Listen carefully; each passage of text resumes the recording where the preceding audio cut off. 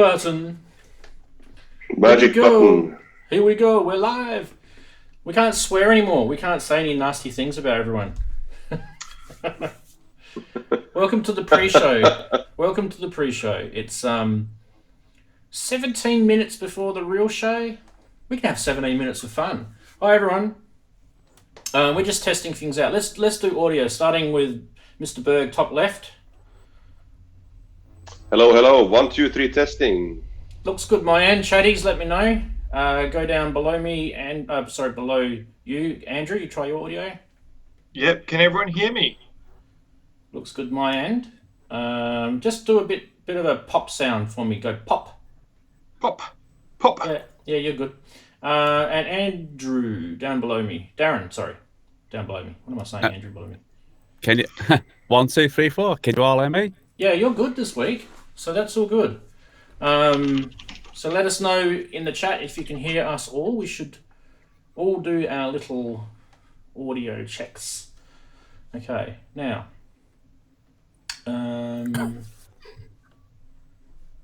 You guys can hear this. You guys hear that? I can hear that. Good. All right. So I can hear that.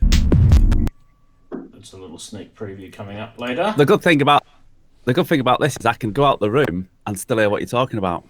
Go get yourself a cuppa. Whatever you do, You take the camera with you. Just don't go out there and hit the kids.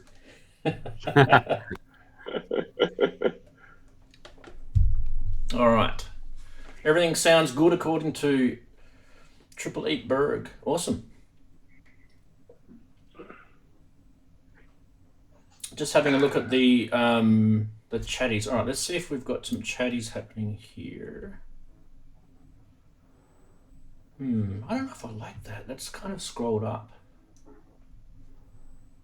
You guys, you can see what I'm looking at. There you go. It's kind of scrolled up, hasn't it? Let's see if we can fix that. Let's fix it. Now can I scroll it down? Oh, look at that. The wonders of modern technology. And then... Oh my God. Jaw-dropping. Oh, that'll do. Beggars can't be choosers. The old saying. All right, cool. So the chatties are working, and cool. Axelsoft's here. Good. He'll be happy he's here. He knows why. Okay. All right. All the checks are pretty good. I reckon we can just start talking and saying hi to everyone. So a couple of people in chat we'll say hi to. Michael B was first in, so we'll say big, fat, juicy g'day to him. Triple Eight Berg, of course. Michael Elliott. KRS-T Bedford Studios. How you going? Awesome to see you. Axelsoft, of course. Chilurian. And Brian Gunsher Music. Awesome. Wagoo. Good to see you back, buddy. Nice to have everyone here. We'll do the official hellos during the big show. What happened to the call, Andrew? Mr. Andrew? Did you drop out? I did. That's no good. Can't have that happening. Let's hope that doesn't do that again, Mr. Skype. Wonder if it's because Bill Gates quit Microsoft today that you just dropped out. I didn't hear that. Yeah, he's quit. He's quit Microsoft now. He's a free man. He'll start running Linux. He'll start shacking up with Linus. Inky's in. Good on you, Inky. How's the PJs going?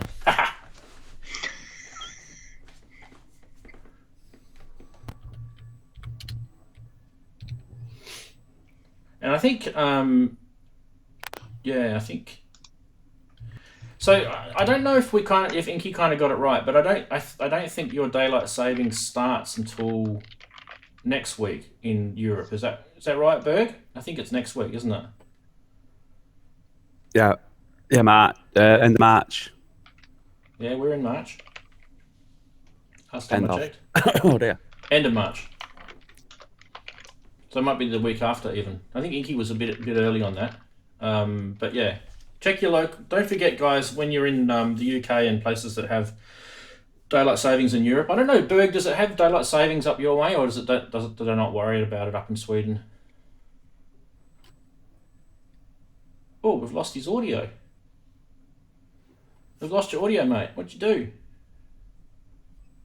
Uh-oh. Sorry, There you go, you muted button yourself. here because Yeah. yeah.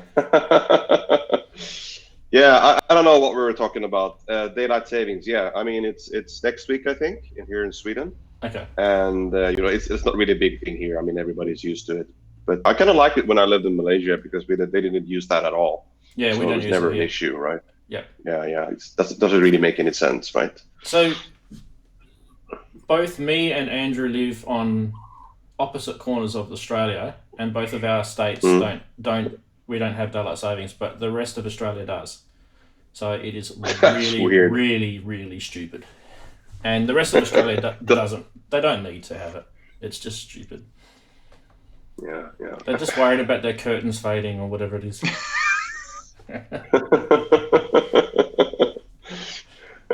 We don't even get daylight in the summer. You guys don't get daylight ever. You're just living under a big black cloud. Hello, everyone. Hello, Andrew, me, and Foxy. Nice to see you guys. We'll catch up with you when the show starts, of course. Yeah, this is a pre-show. We're gonna try and see if we can not go for too long today, because I'm gonna see if I can control myself. It's gonna be hard. Because we all have lives to go to. But yeah, Well, I've see got how no we go. Formula One to watch. Oh, I know. Thanks, Australia. Commissioner Manu. Wow, that's a pretty formal looking YouTube nick there. Look, when you're in Melbourne, you got to make the most of the sunlight. Well, it's there, mate. It's like England. When you're in Melbourne, yeah. Mate, what are you still doing up? You're in Melbourne. It must be getting pretty late over there. Jeez. Wow. It's Saturday night. He's probably got a beer in his hand. Hanway, how you going? Awesome. I've never done... You know how you watch YouTubers and they do those live streams, and literally all they do is they just sit there with a window like this, and they just sit there and they just talk to the chatties. It's like... Hi. I was My watching son one the other... does this. I was watching one the other day, and I just couldn't do it. I was like, this is weird. You're just talking to text. It's bizarre. I much prefer this. And then we bring the chatties in. The chatties are real people, right? Or wait, I'm are they hoping. bots or something? I'm hoping, yeah. I'm hoping it's not for some scamming center in India or something. Yeah. Jeez, did you guys watch that? There was a big scamming video. I posted it up on my Facebook the other day. It got Darren. It's from your side of the world. It got into the BBC, and they like filmed some call center in India, and they actually arrested some guy, or a bunch of guys actually. So yeah, pretty crazy. No, so I didn't see that. It's basically a whole bunch of people like ringing up this company because they've got a pop-up on their computer that says that they've been infected with viruses or hackers or something, and it's all scams, and they make thousands of dollars a day out of it. Like one guy, he was in tears. He was in the US. He was like, he had depression. He was in tears. Had to give up £1,200, to this Indian call center. And these guys, they had the video. They hacked into the video CCTV, and they were showing these Indians just standing around this guy, talking to this guy who was in tears, and they're all laughing. It was pretty heart wrenching. So Shit.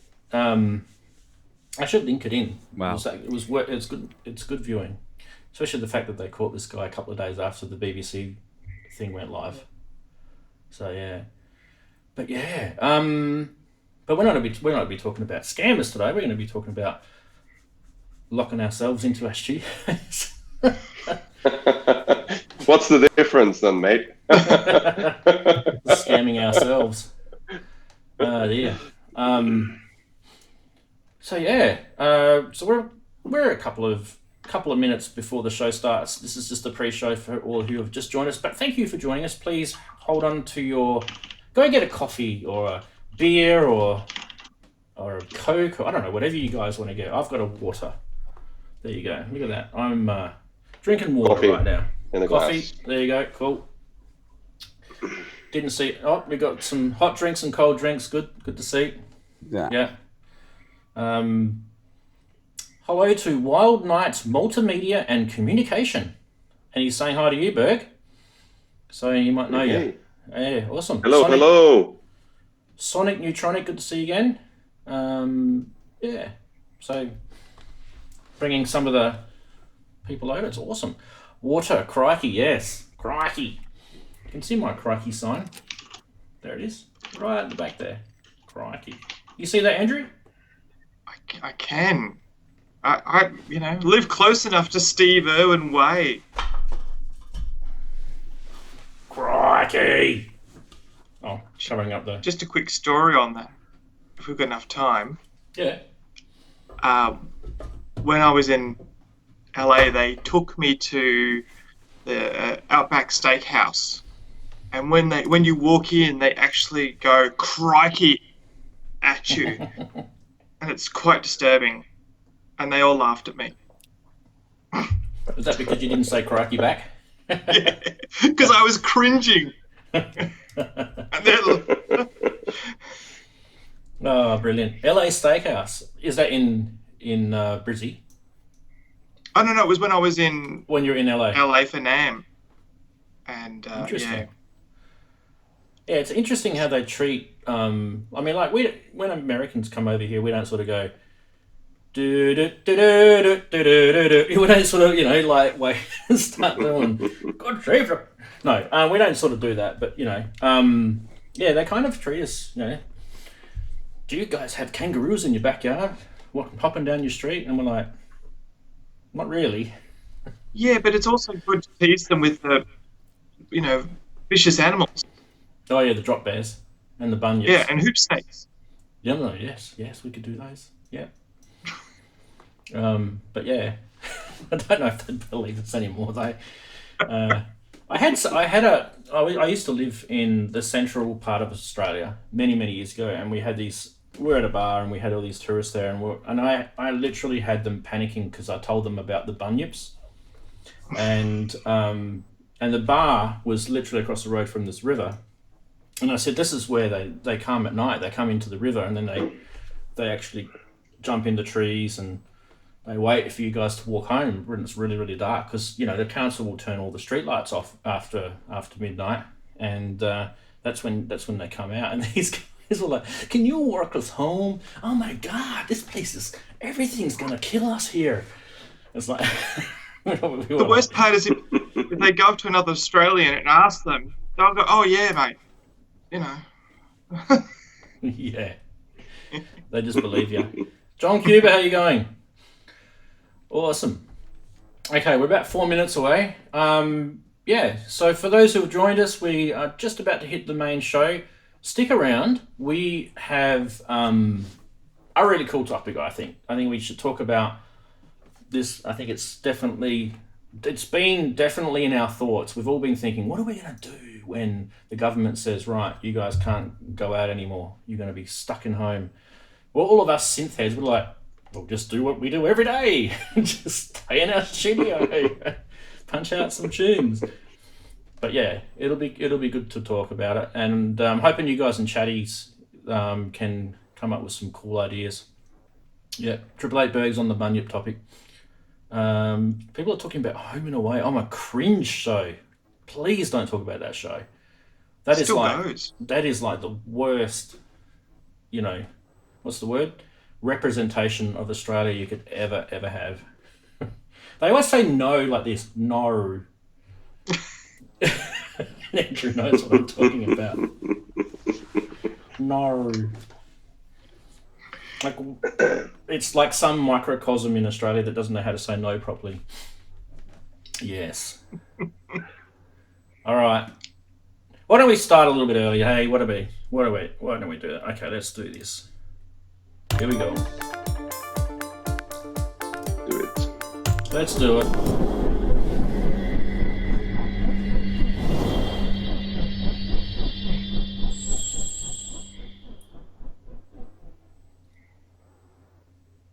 Hello and welcome. It's 2 minutes early, but I don't care because we can. And if you're new to the stream, a very, very big warm welcome to you. It's another Saturday and we're here every week. So leave the money on the fridge. But anyway, this is what we do. We talk about synths and all sorts of stuff. But please, welcome to everybody here. And we'll start with top left. And I'm going to go straight to you, Mr. Berg. Say hi to everyone. Hello, everybody. Hey, how are you doing? Sitting here in cold Sweden, but the sun outside, so doing all well here. Thanks. Beautiful. Thanks. You made it through winter. Yeah, barely. I mean, it wasn't that cold. Usually down south in Sweden, there's not snow and rain and stuff, but it's more like a windy type of season. Yeah. So I actually made it pretty good. So I'm alive and well so far. That's awesome. It's great to have you back as well. We love having you here. Good to be here. Awesome. All right, now we're going to go down to Andrew. Here we go. Big hello to you, Andrew. Say hello to everyone. Hey, how you going? It's good to be back. Yeah, nice to have you. And, yeah, it's been a busy week, which is good. Yeah. Last week I was at the Brisbane Synth Meet, which was a good fun, and then Thursday was the Deluge Night, which was lots of fun. That's with Cuckoo. Yeah, Cuckoo was playing, and some local artists. There was a guy from Perth, which I can't remember his name, which I feel really bad about. Yeah, he's really good. Fantastic. Wow, interesting. Well, definitely we'll pick your brains about that a bit later, that's for sure. That sounds really interesting. And never last but not least, how you going, Darren? Good to see you back. Hello, everybody. Yeah, good to be back. How's everybody doing? It's not raining here, that's a good thing, but it's very cloudy, dull. You've got a bit of, I don't know if it's sunshine or just nice light coming in from your window there, so it doesn't look too bad. I think that's fake. It's just... it's not as slow as it looks, that. It's an LED or something, is it? It's just shining off the house from. Fair enough. Awesome.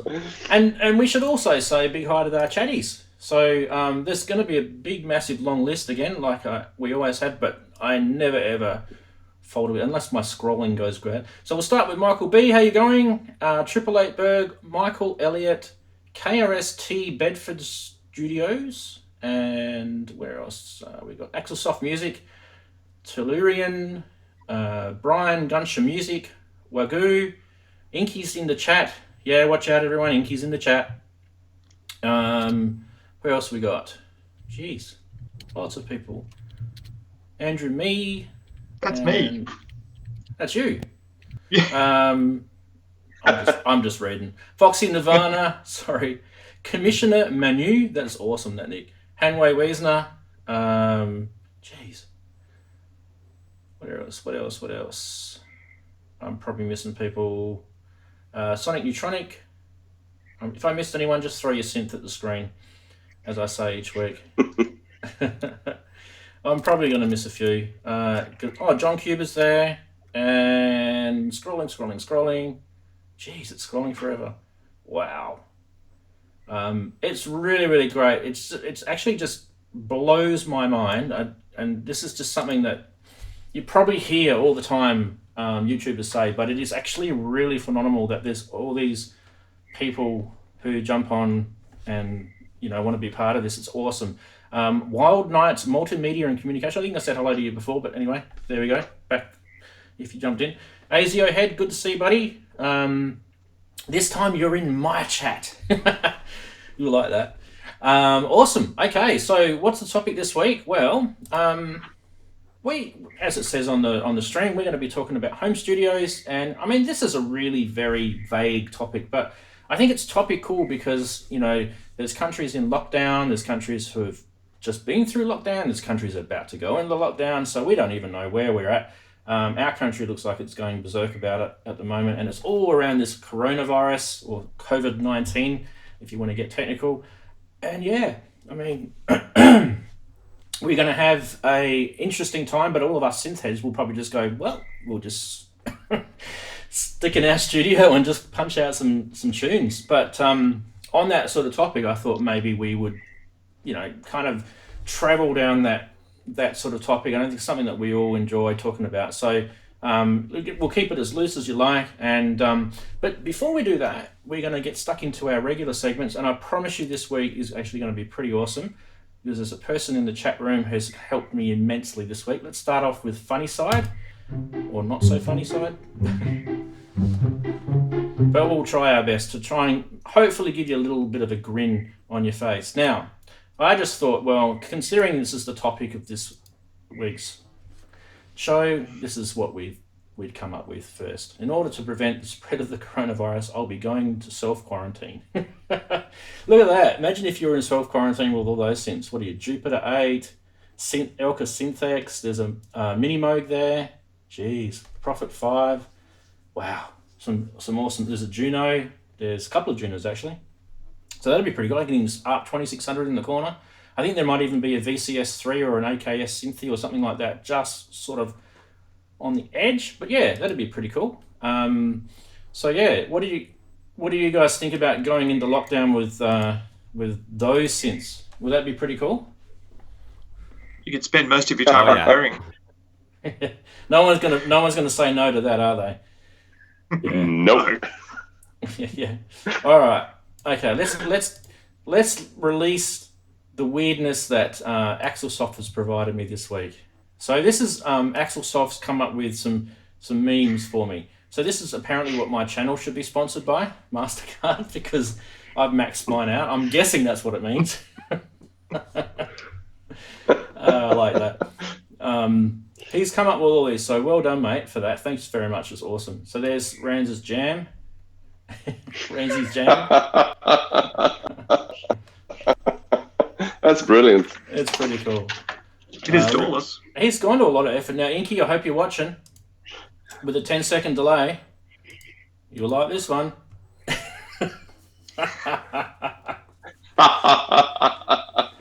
Now, people have to be regulars on this channel to get that joke. Inky's going to kill me in a minute when she works this one out. But don't kill me, kill Axel. He came up with it. Now, if you were watching last week, wow, this one's already on a t-shirt. I like this one. The quijada is an idiophone percussion instrument made from the jawbone of a donkey, horse, or mule. Everyone knows that. I said, I think last week I said to him, you're definitely Googling that. But yeah. What do you reckon, guys? That was a pretty good effort, wasn't it, for some memes for the week? I could completely stay away from all the coronavirus jokes, pretty much, couldn't I? Well done, Xils-labs. He's probably hiding right now. I love that. I mean, Inky's PJ was awesome. Pink one. Yeah. Inky's gonna kill him. Awesome. See, if you send me something, don't think I'm not going to show it, because I most likely will. So be careful. All right, let's get stuck into the next segment. Now, this news segment is actually going to be pretty cool this week, because we do have some news.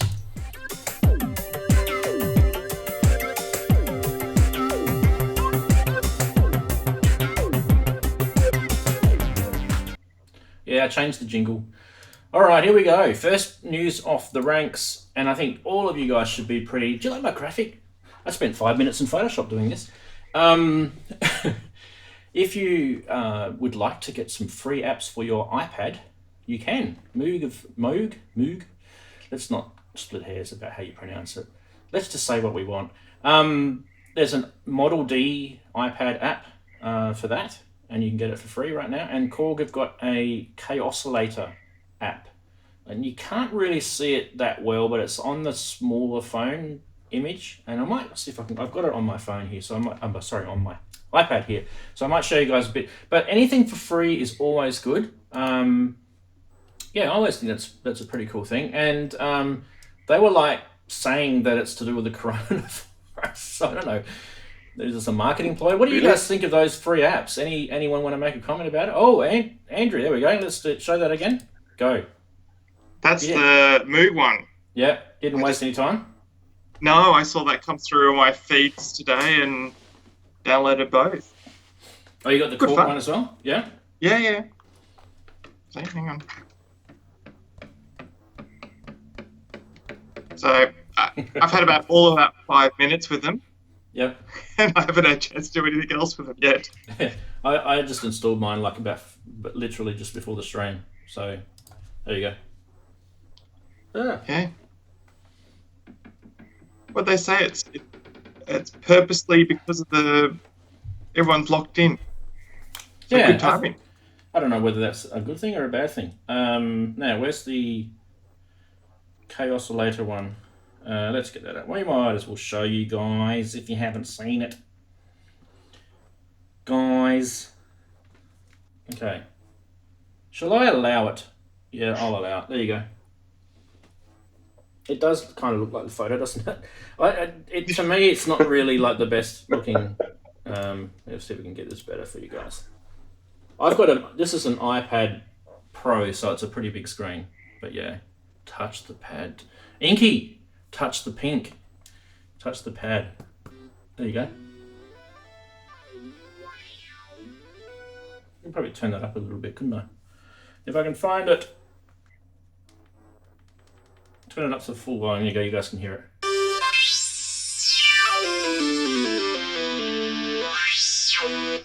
Alright, that's definitely a #1 record there. Well done, Rand. Awesome. Okay, put that away before I make a fool of myself. Anyway, so there's the new freebies from the two different companies, Moog and Korg. So yeah, we'll keep going with the news because there's a little bit of bad news, but it's not that bad. I think it's probably sensible, if anything. And that is, yes, there's some events that have been postponed. I talked about Music Messe last week. It's kind of like, if your dog was eating in its bowl and it was creating music mess. Anyway, sorry, bad joke. Super Booth is being shut down and postponed. Synthplex has been shut down and postponed. So yeah, I've put the little Windows shutting down symbol there. So, I don't know. I think there's going to be a lot more, to be honest. So watch this space. Ableton Loop is shut down as well. Loop? Yeah, you're right. Actually, I forgot about that one. I did read about that. So yeah, there are some events that are shut down. And let me just quickly... Anyone sort of want to make a comment just briefly about... what about you, Darren? Do you want to make a comment about the events being shut down and how maybe it affects you? Or what you feel about them being shut down?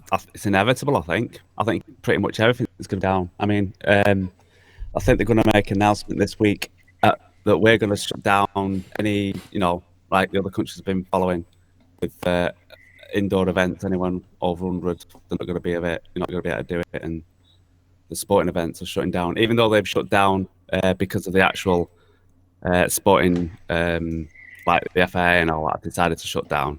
But the government are going to announce it sometime this week. So I think it's inevitable. Yeah, we've had sporting events shut down here. Like there's a crab festival that they shut that down. There was probably only about 1,000 people that go to that, and they shut that down. So even smaller things they'll shut down. A what? A crab festival. Crab festival? Yeah. Well, that's a good thing they shut that down. That doesn't sound too fun. Who wants crabs? We don't want crabs, but not that sort of crabs. Come on, guys.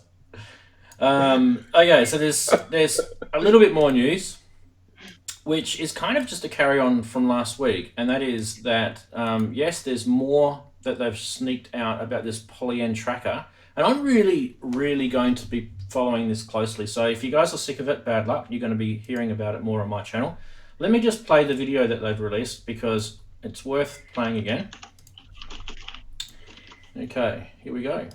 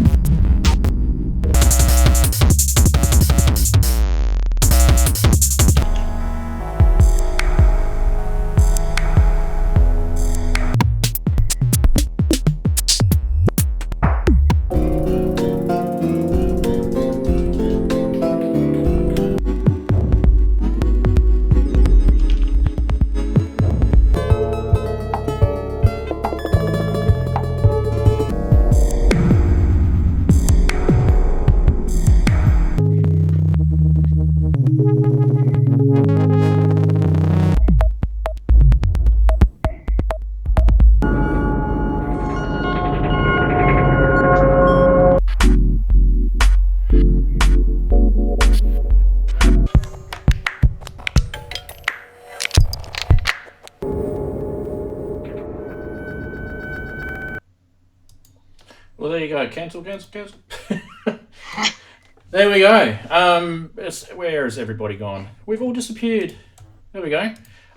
So yeah, poly and tracker. Now we've definitely seen a lot more about that because we were kind of scratching our heads last week about what the user interface was going to be like. We weren't even sure if it was going to be a screen on there or a touchpad, and we had Ken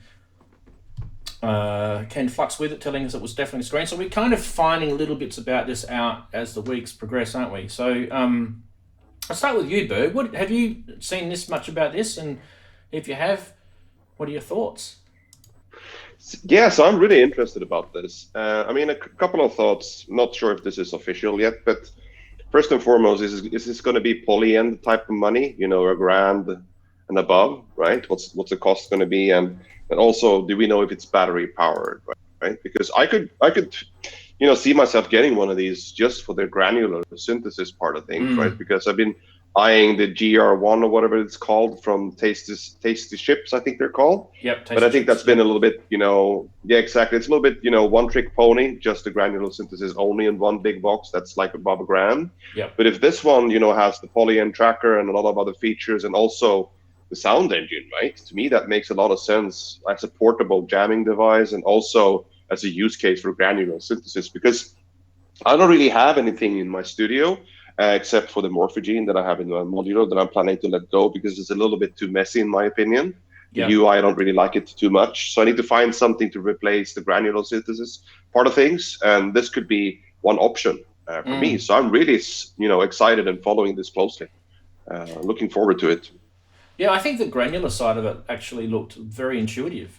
Just even with that very small amount of snippets from that, it looked like, because you did see them sort of, mucking around with the waveform and moving it, and you could hear those changes instantly. And that's kind of similar to what you've seen on some of the other synths that do granular, like the Quantum and what else is there?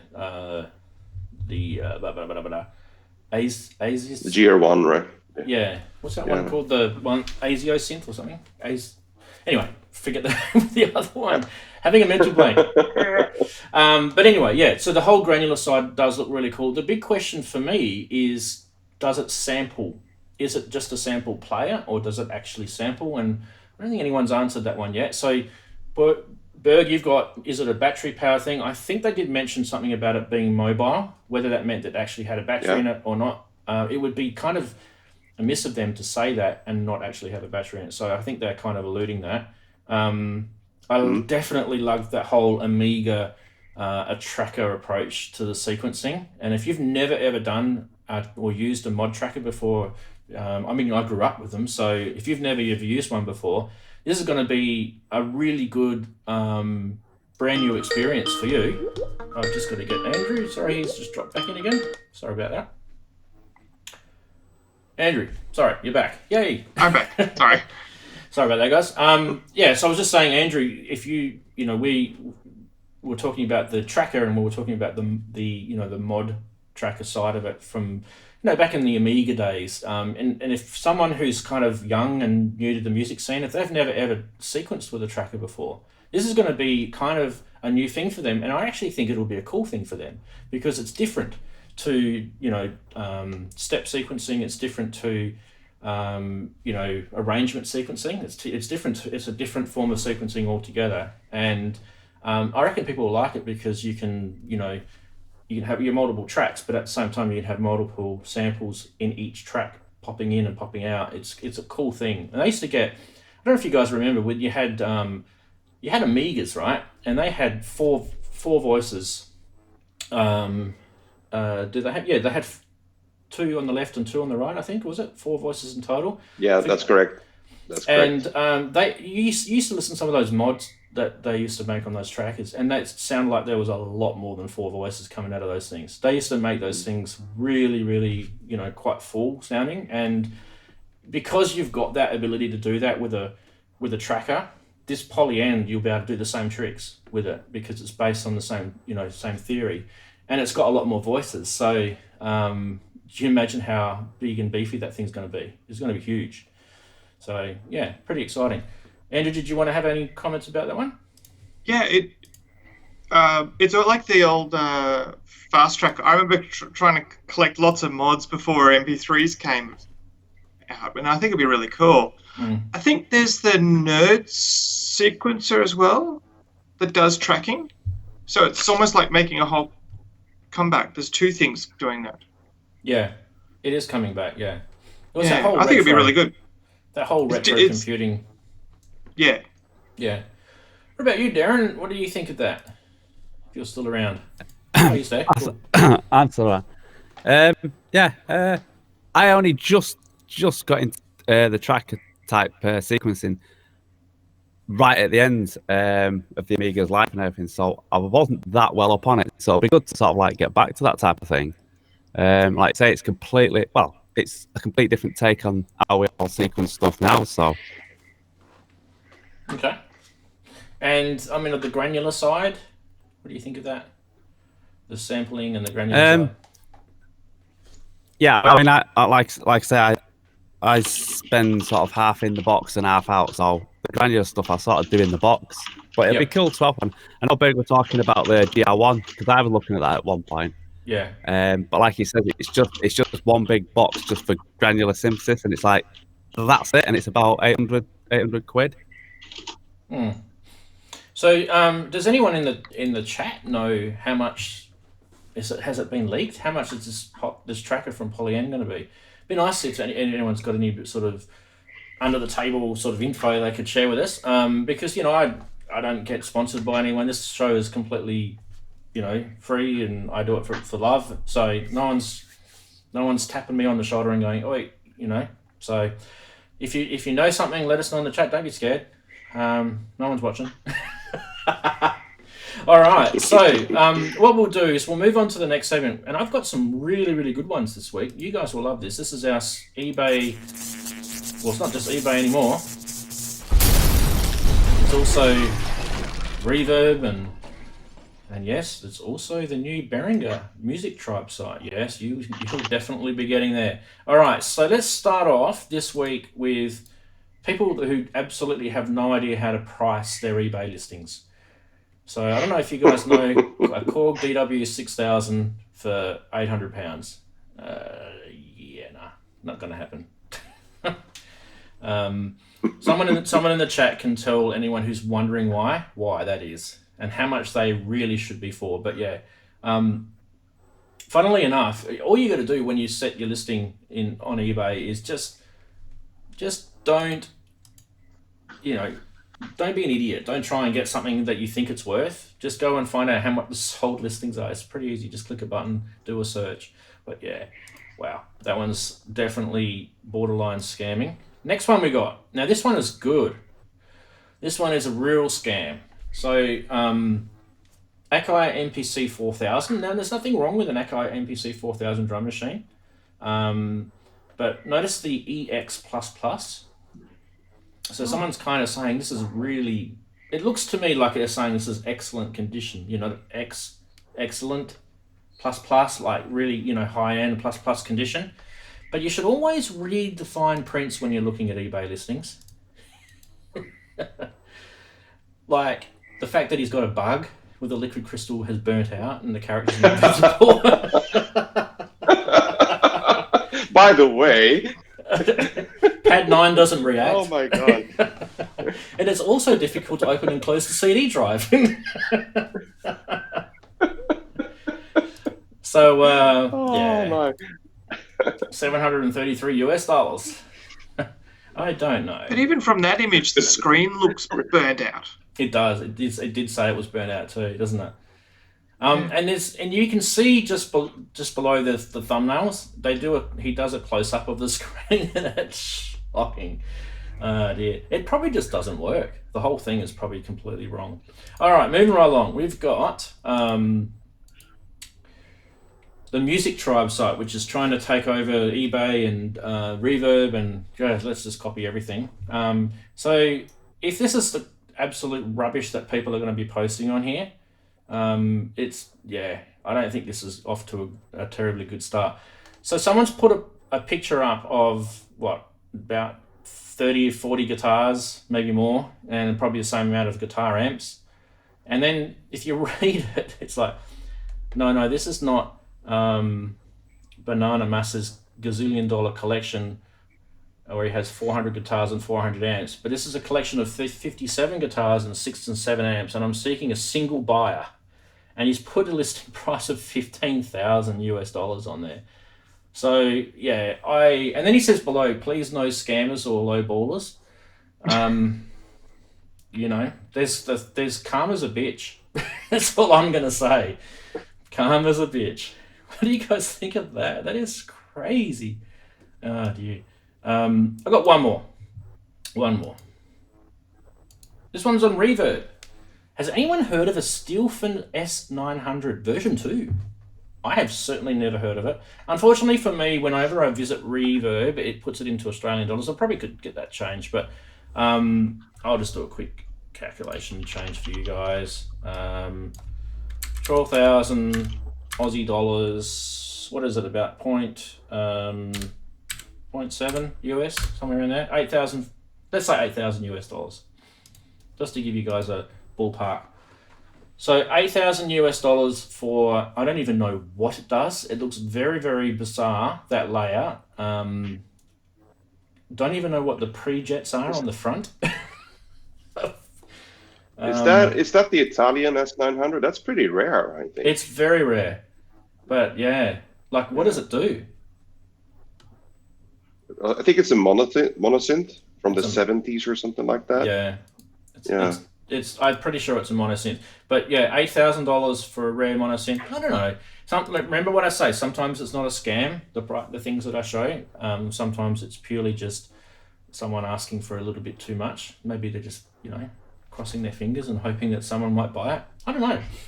But I've actually never, I think to me it was kind of, I'd never heard of it before. So Xils-labs is jumping into chat and he's telling us, well, let's highlight this and we'll add it to our queue and we'll go to here and we'll go bang, and that should bring it up right below. It's an idiophone percussion instrument made from the jaw of the donkey horse. Just thought I had to do that one. You are a shocker, mate. You are definitely a shocker. Anyway, that is our eBay scam, and all the segments are done for the week. Yay! All right, end of stream. See ya. No. Andrew's connection. I think Andrew's really liking it. Andrew's connection is poor, but he's coming. It's saying it's coming. It's coming. We'll see what happens. And here we go. Here he is. He's back. Sorry, Andrew. It's probably my internet. Even though I do have over 100 meg connection. Go figure. Okay, cool.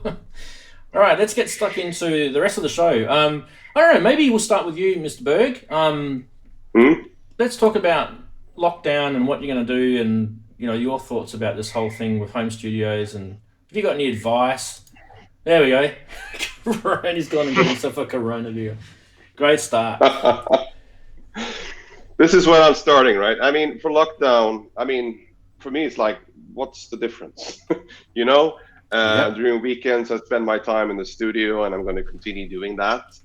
And I think that maybe we have blown this whole Corona thing out of proportion. We should just be treating any sickness like we do with other sicknesses, right? Try to limit our exposure. If we're sick, stay home.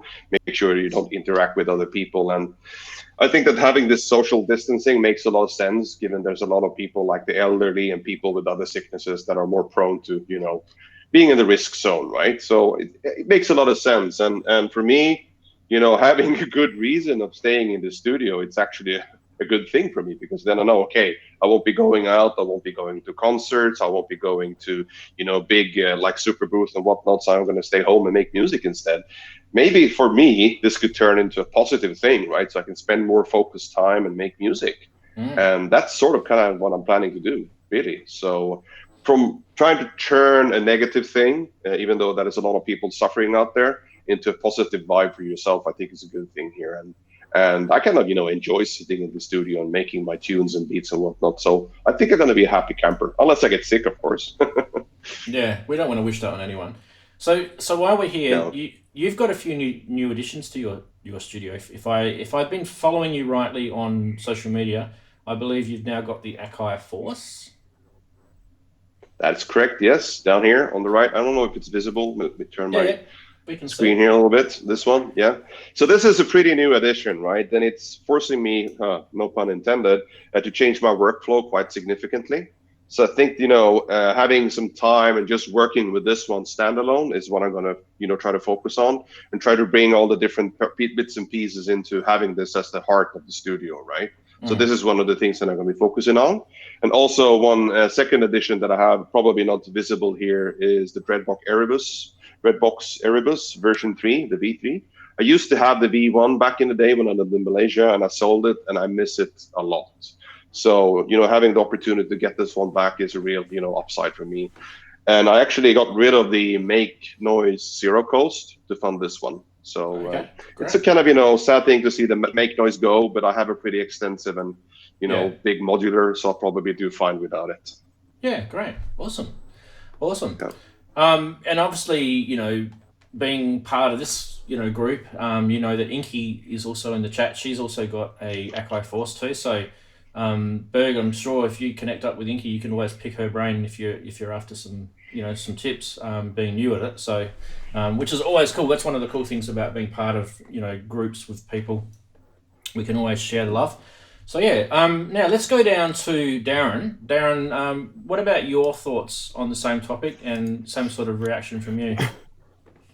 Well, mine's a bit different than Berg's because this is sort of very hobby orientated. So basically, most of the time I'm spent at work, and then when I get a chance to come in here, so if it was shut down, I would spend a lot more time in here.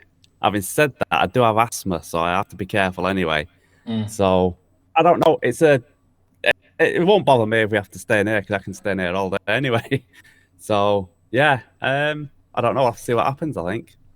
Yeah. So do you think, like, say your work said to you, hey Darren, I'm not going to tell everyone what you do because you keep that private, but your work said to you, hey Darren, let's we're going to close your workplace, and as a result, we'll keep paying you, but you've got to stay home. What do you think you're going to be doing that's different? Just spending more time in here because, like I say, I only get some weekends. I get out a couple of hours each night, but I'll just be spending more time in here. I'll be able to sit and I think my tracks will be taking longer to create. I'll spend more time on and getting a lot of stuff finished as well. All my albums and stuff, I'll be able to finish that rather than keep switching from one to the other. I'll actually sit and work more methodically as well, rather than like trying to get things out and do things. It'd be much better. All right, so I'm gonna stop you for a sec because I'm gonna go to Andrew next. But just while we're all talking about this, I'm gonna leave the home studio question side of this in secondary, because at the moment it's more just about like what are we going to do when we're sort of locked down. So Andrew, now it's your turn. Hopefully you're still working there. Yep, cool. Yeah. Honestly, I think if I get locked down, I'm actually going to spend some time learning the equipment properly. Yeah. Because I get the chance to buy equipment and then I don't get a chance to actually sit down and learn it. So I think that's the thing that I would enjoy the most. Yeah, that's a great point. I'm probably in the same boat there. And what about now? I actually have never asked you this because this is the first week we're kind of getting to see you and your personal side because we talked about your work side before. So do you punch albums out? What are you sort of up to personally? I've been working on some music for the last year and a half, I guess, and it's been going very, very slowly. So it'd be nice to actually get some of that done. And I'm hoping to get some stuff out this year. Yeah. Well, I mean, it's obvious reasons why it's been slow. Yeah. Yeah. Because you've been busy with MIDI. Yeah. Too busy. All right, cool. So, yeah, I mean, you guys all kind of raised similar points, but at the same time, you all kind of raised individual points. And I thought there's some really, really good points there. So if you guys are watching in the chat, jump in as well, make your comments about what are you going to do that may be different to what you normally do if you got locked in. Yeah, for me, I've got about one more track to write, and my album's finished. Because I've been working on the album since about March last year, so it's about 12 months, I guess. Yeah. And so, Andrew, you might like the title of my album. I've already told people on the stream. It's called Significant Bit. That's my album title. So I thought you'd like that one. So it's the most significant beat? No, just Significant Bit. Yeah. I'm not going to say any more because we'll start going down the rabbit hole of giving away some of the special features of the album. But yeah, and that's a play on words, but also there's engineering and MIDI and all sorts of stuff that you can relate to with that. So it's kind of a bit geeky. Now for me, being able to finish the album's a big thing because I've been basically trying to pop a tune out, and that tune doesn't really kind of exist yet. I've got all these kind of, a bit like you, Berg, I've got kind of all these ideas, do you know what I mean? And I'm not quite happy with them. They're cool, they're good fun, but they're not really worthy yet. They haven't reached the worthiness to progress to the next stage yet. So so maybe if I was in lockdown, that would probably help me, discover that, I think, hopefully anyway. So okay, cool. All right, next one, we're going to ask about our setups. Now, Berg, I think we'll go back to you because you kind of started alluding to it. Because you've brought this Akai Force in now, and I think it's probably a really, really good opportunity for you to explain how this is going to change your workflow and, just take us down that sort of path a bit and talk about how you're going to set your studio up that way. Yeah, absolutely. So I previously had the TR-8S as basically my main drum machine, and I also use that for side chaining, right, of my Volcas, my keys, and my basses, right? And that was the first use case that I needed to fix about getting the Force. So I tried it out and made sure that I could connect the audio of the Volca bass and the Volca keys through the Akai Force and set up some side chaining and ducking and use that as a mixer. Works perfectly fine, right?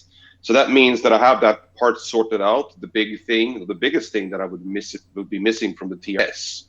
So I have that put to the side and just using the Akai Force to, basically do the same things, the same simple beat making and whatnots that I've been doing previously with the TR-8S. Now, the biggest change with the introduction of the Force will be giving me the opportunity to create more complex melodies and song structures, right? Because many of the sequences that I have in my instruments, they're loop based. I can go up to 64 beats, like 4 patterns, right? 16 times 4, and that's about the limit. And for me to be able to do more complex chord changes and changing harmonies, I have to change a lot of stuff on a lot of equipment at the same time, right? And that limits me to these 64 steps, really, in the instruments that I have today. And by introducing the Force, I can create clips and launches that are longer, and also have different sections. And like a verse, I can have a chorus. I can have like build-ups and breakdown notes that I have sort of pre-programmed scenes, if you would like to call it like that, that I can change in between, right? And then I do my ad-libbing and soloing and messing around on top of that, on those structures. So I'm hoping that I can evolve my musical writing and doing more chord progressions, more complex changes and whatnots, rather than just staying with one and the same key, right? So that's the biggest opportunity and upside of the Force, I would say, and really what I'm trying to explore as well with the new tracks that I'm making with it. Having said that, obviously, I will still do the loop-based stuff. It will sound the same. It will be, not as predefined and pre-written. It will not I will not create like a finalized song structure and just work around that. It will be very ad-lib, and all the build-ups and breakdowns will happen during the session, as they always have done, right? But with a little extra, pre-programming, if you would like to call it like that. Okay, so let's talk about that a little bit. So with the Force, I know how you kind of work prior to you having it. So take us a little bit through your sort of thinking with it, right? So are you going to be recording stuff into it, and then using those as kind of your little sound palettes, and then you're going to arrange those inside the Force, and then on top of that, once you actually do your arrangement on the Force as a kind of performance, then you're going to add your stuff sequenced to it, and kind of like you'd normally do. Is that kind of your thinking? Yeah, it's sort of. I won't be using it as an audio recorder. It's mainly to create the drums and beats, right? So I'll be using all the main kick drums, snares, and hi-hats and whatever. It's going to be coming from the Force and also from the Electron Digitact. So those will be my two main drummers, right? Right. And I'll be using the Force as a MIDI sequencer for my Volca bass, and also for my other gear over here. I have the Peak, I have the Korg Monologue, and also the Subsequent 37 if I want to. And also, obviously, controlling samples and whatnot. If I want to have loops and things like that, I will be using the Force as the main gear for that, because I haven't really utilized loops in that sense before. And also adding, like longer vocal samples and whatnot is going to be the main use case for the Force. So building the beats, laying down the melodies, bass lines, and everything is going to be done just as a lot like I did it before with the bass line, the Avalon bass line, and with the modular and everything. But I'll be taking those parts and using the sequencer in the Force to make those things happen, right? So I'm kind of changing anything that needs to have a chord change or like a key change or whatever. I'm going to use the Force to program those sequences and patterns, right?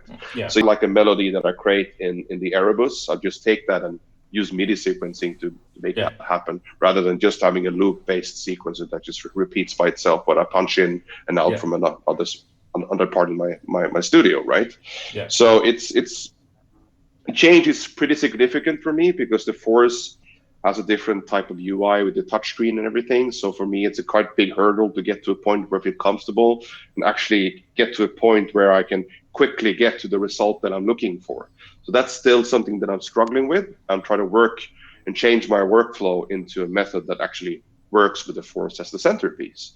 So, but I think that, looking at it, I think I had it for maybe a month or so now, maybe 2 months, I don't remember. But I'm getting really acquainted with it. And I think that, having the sequencer and the main drums and everything in one spot makes a lot of sense to me, right? And then I'll be adding all the, sequences like the Avalons and the Analog Force and, the Digitacs and Digitones as they were before, but layered with the chord structures and changes that I'll be using the Force. Yeah, that's awesome. If that makes sense. Yeah. So it sounds to me like you kind of really just, this kind of just slotted straight in, really, didn't it?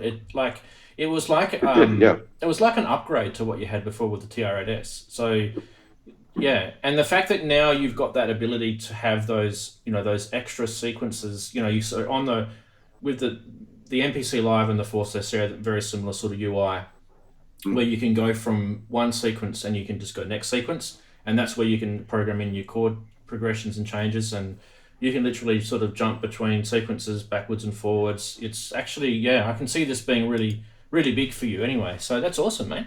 Really cool. Yeah, it is.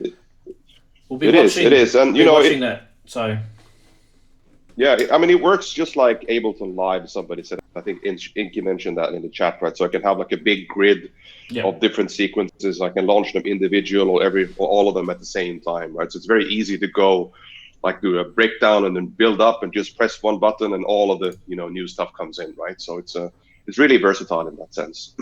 And maybe awesome. Also even for live use is going to be great, right? Like a main hub when I play live.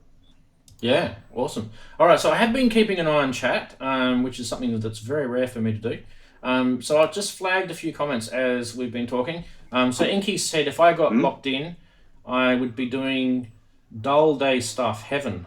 There we go. No change here for Axel Soft. He works from home already. So there's that. What else we got? Waiting for that one to change. Hopefully. Come on.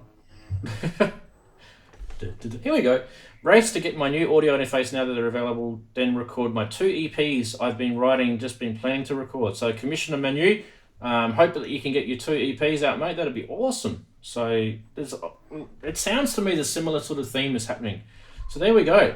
And I'll just continue to flag them as I read. So Yeah, so it does sound to me like we might be in store for 2020 to be a creative year. That could be the plus side for this coronavirus. And, if we are sort of left at home, we can get some jobs done. So, all right, let's go to... now, Darren, I'm going to go to you because you've been, probably since the start of this year, if I'm fair, you've been working on your studio. And I think it's a really good segue for you now to probably let the cat out of the bag. Tell us what you've got planned and tell us where you want to go with that.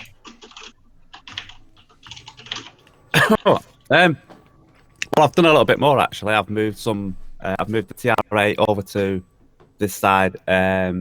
The DFAM is up there, and the Erebus Mark 1. So Berg will know about that. Is up there. This side of the studio is going to be sort of, which is not far off, although I'm a bit strapped for cash now, is going to be sort of more of a jamming sort of side to sort of like get to, rather than keep away from the computer but still record it. So for jamming, as in creating sounds for ideas for tracks. I wouldn't say jamming as yet as a full track, but that's what's going to be hopefully happening. I'll be able to jam my tracks that I've done in a sort of live sort of context, even though I'm not playing live yet, but I'm going to try and get to grips with all that. And that's the sort of plan. If it goes I want it to, should I say. So on that side to your left, if I've got it correctly, which is your news section where the light's coming from. Yep.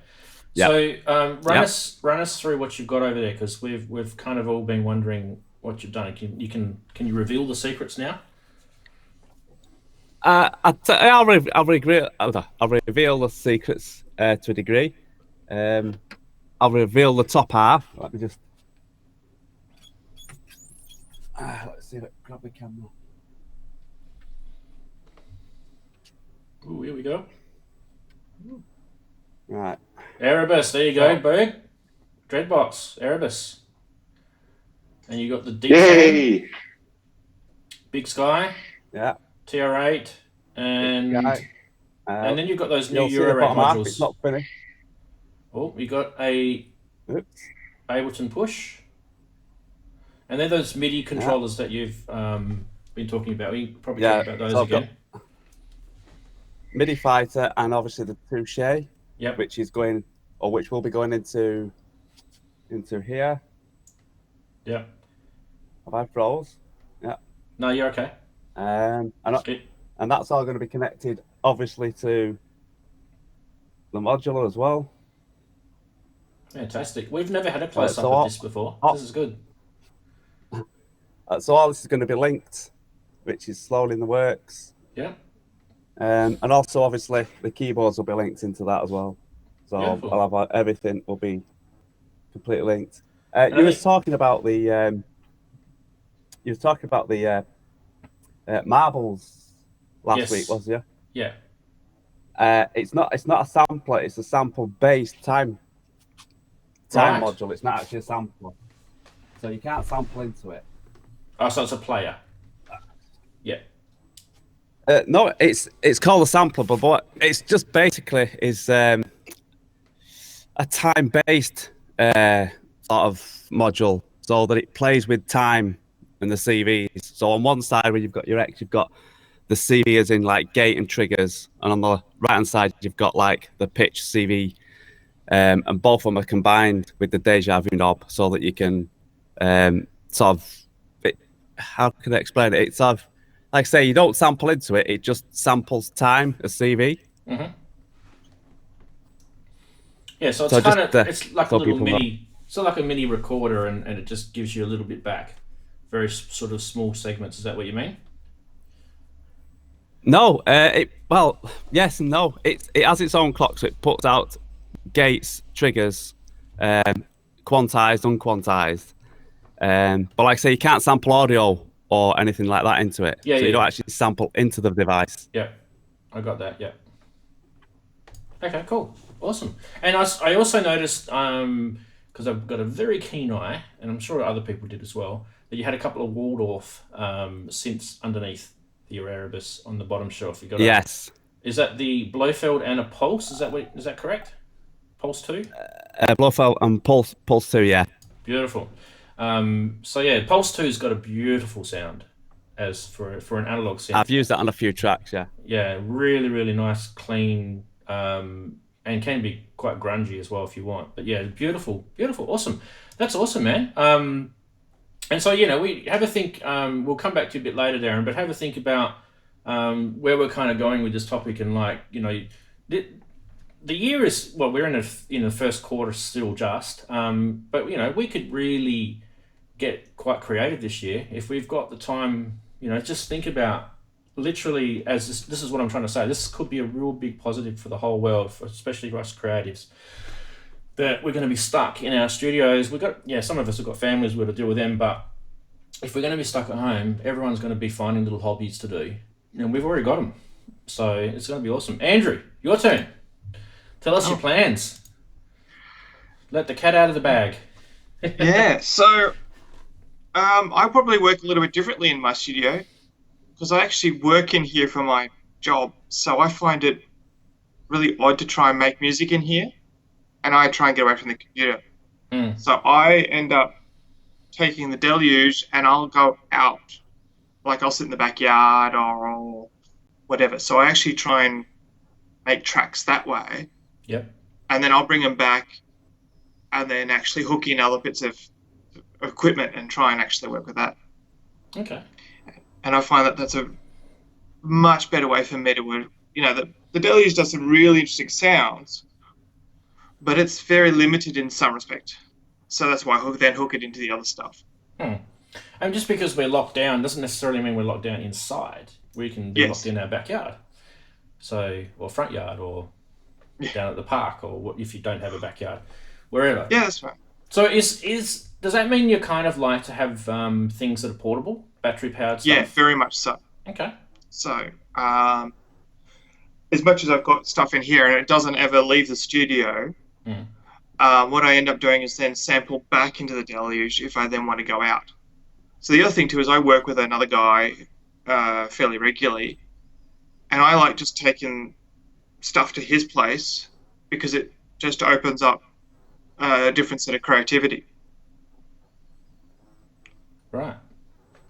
And obviously we were looking at the Poly N tracker before, so that could be something that wets your whistle on that sort of side of things if it's all portable.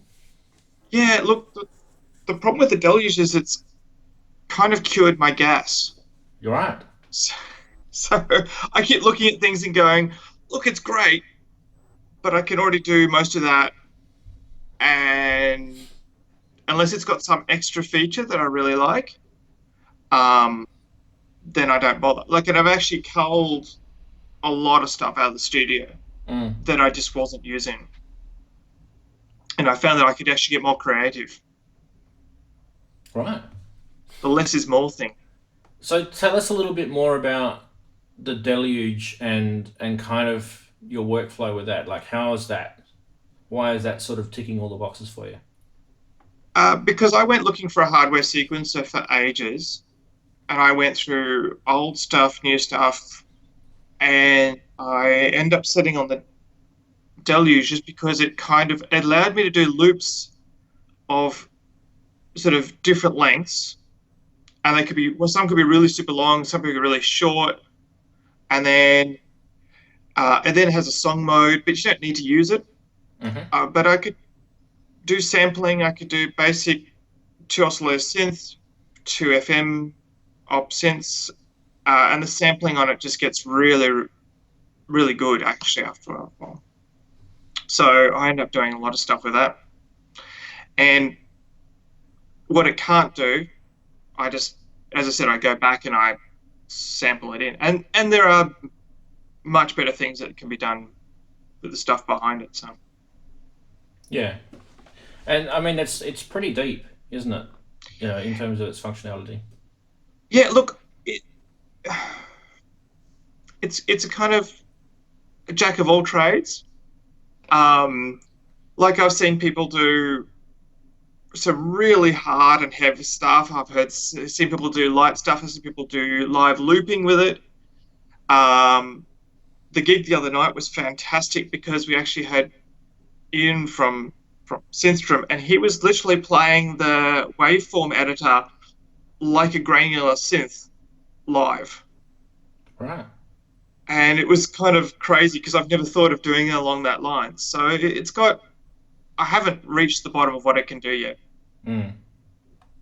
Okay. So maybe the lockdown might get you, exploring the deluge even further, which is kind of what you alluded to before. Yeah, I actually probably spend more time trying to get more into the montage. Right. And into the Nord wave a fair bit. Okay. Fantastic. Awesome. So it's and the Zoya. And the Zoya, yeah. Interesting. We'll have to talk to you a little bit about that before as well. Awesome. All right, cool. Let's catch up with the chatties now because they've been making comments and they're allowed to. So Commissioner Manu said that there's a cure for gas. Wait, this is more revolutionary than the COVID-19 vaccine. So I thought that was pretty good. Azio had just below me, he said this a little while ago, but it didn't pop up before. It would be funny if 2020 turns out to be the most productive year where people actually get some useful stuff done instead of just creating... I don't know what the rest of it said, but we were kind of heading down that sort of path as well with the comments. So I definitely agree. I think it will be hopefully a creative year if you haven't died from something. God, that would be awful. Anyway, so let us know in the chat, you guys, if you've got any questions for these wonderful people, not for me, I'm boring, these wonderful three awesome people here. So Berg up the top. Berg is not always here, so it's really, really cool to have him. And also Andrew being MIDI knowledgeable. It's good to ask him questions because you guys have got your home studios and you're thinking to yourself, I'm going to watch the stream and see kind of what these guys are up to and what are they going to do. And you might have a question, you might have a MIDI question, or you might have a question for Berg about his new experience with the Akai Force or the Avalon or, what's that new thing you got, Berg, again called? The Erebus. Yeah, the Erebus Dreadbox. So there was actually a question from 888 Berg previously that I responded to in the chat, but I would like to expand a little bit on that one. Go for it. The question was, he's curious about how we run all these synths through, pedals, Big Sky, and this particular question about. But I'd like to think about, using effects. It's very important for me that each and every synth kind of deserves their own effect box. Because I like to always use that when I'm creating a sound. I'm not just thinking of the sound of the synth that it makes by itself, but also what I can do with it, exploring maybe with a delay pedal or a reverb pedal, right? So I never use like effect returns and sends and stuff like that, like the wishy-washy reverb or a little bit on this one, a little bit on that one. I like to think, each and every synth really should have their own dedicated pedal. So due to this, I've, gone a little bit over and beyond and overboard on buying a lot of effect pedals to make sure that I can accommodate that need. Because once you have a subset of pedals, maybe 5 or 6 or 10 pedals, you can swap these pedals around in between synths and actually change the character quite significantly by just changing the reverb or changing the delay or whatever, right? And after some time, you also have like these sweet spots that you can find for specific instruments, like, well, the Subsequent 37, for example, really loves those tape style delays, and also the MS-20, right? And also Spring Tank emulations are really nice for those old vintage style solo sounds, right? And having a dedicated spring reverb on the MS-20 helps a lot when you're doing and creating the actual solo sound that you're looking for. So not just doing sound design with the complete dryness, but also do sound design starting with the effects turned on.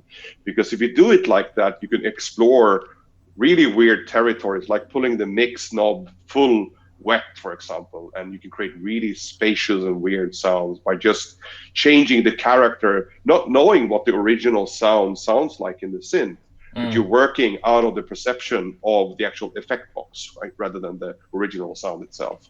So maybe that's a long answer, but when it comes to sound design, I really like to think about each and every individual synth needs to have their own little box that you can play around with. Yeah, no, that's definitely a great answer. And, Yeah. I was just going to say, I agree with that. Berg, did you remember that stream that I did a few months ago where I'd set up all the different pedals and I had it going through the 1602 as a chain? I think I had we had a couple of different chorus pedals. We had the Boss modulation pedals. I think I had the Big Sky, Blue Sky. Sorry, the Blue Sky's a big one, isn't it? Forget which one's the big one, the Blue Sky or the Big Sky? I forget.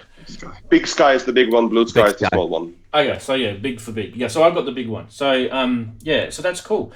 Awesome. Now, there was a couple of comments that popped in just as you were talking, and I thought I'd share them with everyone. So the first one is, Berg, what's your favourite all-time bit of equipment? And he's also given you a plug. He loves your music. That's from PK3776. So we can go straight to Thank you, PK. For that one, if you like. What's your favourite all-time bit of equipment? Yeah, thank you, Pete. Yeah, it's always going to be the MS-20. I don't know if you guys can see that over here. It's the first synth that I bought when I moved to Asia. I had a big studio back in before 2010, before I relocated to Asia. And I sold all of my vintage gear and, brought the money with me. And the first synth that I bought when I got there was the MS-20 Mini. I never owned the original before. And that synth actually helped me to create my sound, or whatever you want to call it, right? Because of the way that the filter sounds and the way that I've utilized the synth in the beginning, and that sort of gives me like a signature melody type of lead sound, if you will, right? And for me, the MS-20, just by looking at it, it just gets my creative juices flowing, right? And I mean. I don't know if I can play it here, but is that audible? Probably not. Let's see here. Not yet. No, it's not. Sorry, I haven't connected it. That's all right. Just rewired some stuff. Rewired this morning. But the MS-20 really likes the tape delays, and I have a Strymon El Capistan, and that has also a small spring tank built into it. So in my opinion, the MS-20 Mini together with the Strymon El Capistan is the best combination ever. And that's really my, desert island type of synth combo, if you ask that as well. Yeah, yeah. So you like the El Capistan, and I like the Boss DD 500. So they're kind of similar. Yeah. It's kind of just crazy delay, going berserk stuff. Yeah, it's awesome. And Darren, you were going to say something before, I think you got a chance to say it. Did you want to say something about? I was just agreeing with Berg about not having different effects pedals for a specific synth rather than just running them all on send and return. I mean, at the moment, the Big Sky is just on a send and return because this isn't actually finished, because I need to have a new mixer in front of me, which will take all this rather than this little tiny, small sub mixer. So for the time being, it is on a send and return, but it will be like I've got the T2, which works really nice with the Juno 6, and my favourite delay is that beauty, which is great. It's great when you start putting them in series or parallel. It is nice. Yeah. Yeah. That's very similar to the. Like you said, what's the what's the other the flashback time flashback, that's the one. Yeah, I've got the but the cool thing about this is you can have them either on the series or parallel, all 3 delays. Yeah, it's a good pedal. Yeah, which is really cool. Yeah, cool. And that quite a lot that features on my tracks as well, the delays. There's definitely, I reckon there's starting to emerge like some fairly, ground, default pedals that most synth people just say, like, get this. Probably a good dozen or so, but the ones that always seem to come up are like the Big Sky or the Blue Sky. Definitely some sort of phaser. So a lot of people still swear by the small stone. I'm kind of I like the Moog phaser, but that's fine. So the small stone's pretty good. But believe it or not, if it's cheap as well. If you can't afford even a small stone, you can get the Behringer vintage phaser. That's actually a really good pedal, and I don't really want to plug them, but that's actually a really good pedal if you want a nice phaser sound. So. Yeah, we're kind of going off track on talking about pedals, but yeah, I know we all love them. So, what do you want us to do? We've got. It's part of the kit, though, isn't it? We've got to the end of the show, guys. It's been an hour. Can you believe that? It went so quick. Already? Yeah. Wow. Yeah, and we normally go a bit longer, but I'm going to say this week I'm going to try and control myself. I'm going to sort of end it this week because we could just keep talking about this for hours, and I know. It'll probably get boring. So I reckon, you guys have got some really cool info from some awesome people, not me. These other people here, they're awesome. So big thank you to Berg, Andrew, and Darren for being on the show. And I really, really appreciate you giving your free time. These guys give their time for free. They're not getting paid. And I mean, that's such a cool thing. It really, warms the heart. So thanks very much. And this is another cool thing that we can do about, if we're going to be stuck indoors and locked down, we can do more of these shows, while we're, have a break from making synths music, and we can just do more of these shows. What do you guys think? It's like Magoo said in the chat. Why not just keep going, right? We just keep this one going and never end. Yeah, just keep talking. I'll just get a little plastic bottle and I'll just urinate into it, shall I? Anyway, it's like those gamer videos that you see. Anyway, so big thanks to all the chatties too. So we'll just show you guys because you like to see yourselves. There you go. Cool. So big thanks to you guys being part of the show. Really appreciate you guys coming in. And if you're new here, please come back. Don't forget to do all the usual things that most YouTubers ask you to do. I'm not going to tell you to do it, but you know what to do. Everyone's been using YouTube now for years. So we're going to say goodbye. So wave goodbye to everyone, and we're going to hit the stop button on the stream, and we'll see you all same time next week. If it's not daylight savings where you are, I don't know. Just remember, 2 p.m. UTC. That never changes. But yeah, see you later, guys. Oh, we got sounds. We'll go out with a bit of a... There we go.